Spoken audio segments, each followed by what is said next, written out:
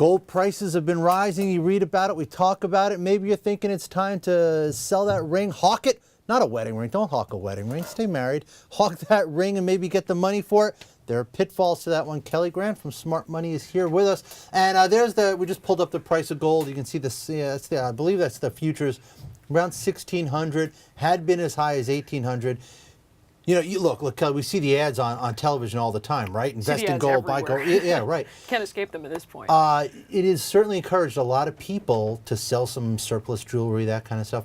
Talk about some of the pitfalls of that. Well, actually, it's interesting. As we've seen that more people are interested in selling their jewelry, the complaints have really skyrocketed. Yeah. I mean, this was something that you barely heard of before the recession.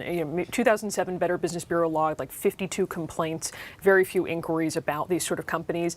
Last year, they tallied almost 600 complaints, so a serious increase. And then we just see new cases popping up all the time. Just last week, the New Jersey's Attorney General's office and several other state agencies, they actually cracked down on 12 different local jewelers for violating state laws regarding some of these gold buying issues. Better Business Bureau has been warning about a company that actually operates road shows where they've been trading people. They give them checks and then the checks bounce. Yeah. So there are actually a lot of problems out here that consumers can encounter. Is this sort of a function of the fact that gold prices go up, it becomes more valuable, and you get shadier people involved in it? Is it that kind of an issue? Yes and no. I mean, certainly these companies are following the money, and you're going to get new legitimate companies that come into it, but then you're also going to see, like with anything else, some companies that really just want to take advantage of consumers and are using this as the entry point. So, all right, so let's talk about, you've got some gold on your hands, you want a little extra cash, and I don't know if you have that much gold, you got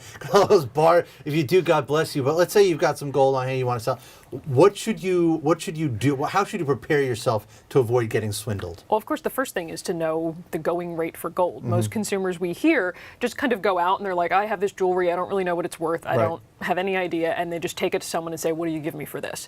So you want to get a sense, how much is that jewelry worth? A lot of times there could be something where, it's about the design of it, or, it's something like it's a Tiffany's piece, where there's some inherent value in that you're not going to see reflected when you try to sell that to someone. They're looking at the weight of it. It's going to be scrap. They're looking at it for scrap, right? They're going to melt it down. So if it looks unusual, maybe consider getting some sort of an appraisal. Could be very, very cheap to get it done, and you might actually get a lot more money by taking it to an estate jeweler.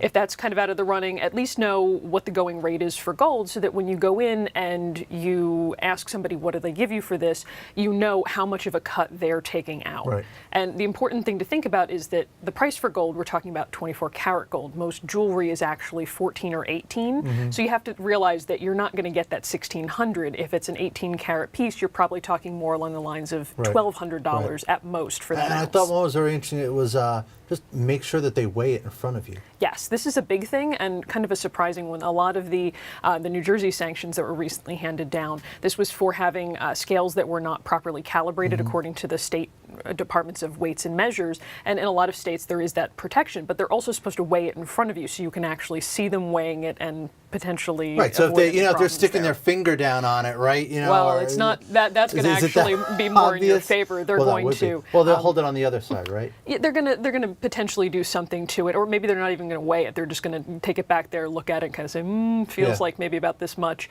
You really want to know that they are in fact weighing it, and you want to have some sort of a certification from the State Department of Weights and Measures that's nearby, so that you understand that they're not shortchanging. Right. And then the last thing I think is actually pretty important is you really should probably go with somebody local, somebody who's in your neighborhood, in your community. Definitely be careful if it's something like it's online or it's a road show where once they've taken your jewelry, it's out of your hands and you can't get it back, or maybe not your money either. Yeah. All right, Kelly Grant, thank you very much. You can read more about it, smartmoney.com.